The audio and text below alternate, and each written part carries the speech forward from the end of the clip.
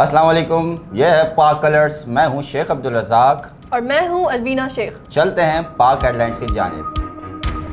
ایرانی وزارت خارجہ کے بیان میں کہا گیا ہے کہ ہم اپنے ایٹمی پروگرام کا دفاع کریں گے اور اس دفاع کو جاری رکھنے میں کسی قسم کی ہچکچاہٹ کا مظاہرہ نہیں کریں گے۔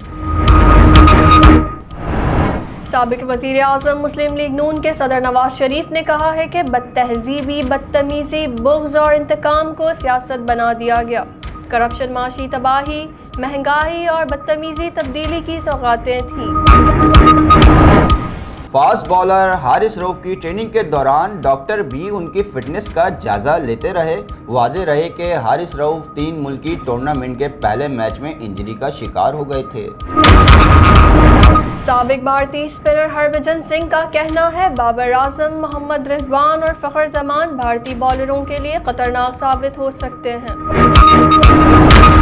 ترجمان سندھ حکومت سمیتا افضال سید نے کہا ہے کہ بانی پی ٹی آئی تو اقتدار سے محرومی پر ملک کو نقصان پہنچانے پر تل گئے ہیں۔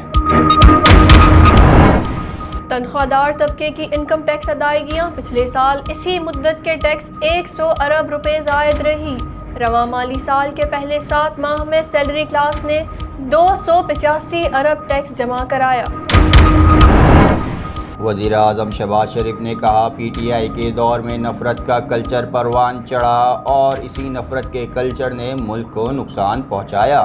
باہمی اتفاق و اتحاد ہی سے ملک کو ترقی دی جا سکتی ہے۔ کراچی کے جوڈیشل مجسٹریٹ نے تفتیشی افسر کے جانب سے دائر مقتول مصطفیٰ عامر کی قبر کشائی کی درخواست منظور کی اور عدالت نے قبر کشائی کے لیے میڈیکل بورڈ تشکیل دینے کا حکم دیا۔ 7 میں برِ صغیر کے بزرگ ہستی حضرت لال شہباز قلندر کے عرس مبارک کا باقاعدہ آغاز کر دیا گیا۔ قائم مقام گورنر سندھ اور اسپیکر سندھ اسمبلی سید اویس قادر شاہ نے پھولوں کی چادر چڑھا کر دعا مانگی اور باقاعدہ تقریبات کا آغاز کیا۔ اور آئی سی سی چیمپئنز ٹرافی کی تقریب رونمائی گزشتہ روز شاہی قلعہ لاہور کے حضوری باغ میں ہوئی۔ حسن علی نے نیا روپ دکھا کر سب کے ہوش اڑا دیے۔ ویڈیو میں حسن علی ایک گانے پر رقص کرتے اور جھومتے دکھائی دے رہے ہیں۔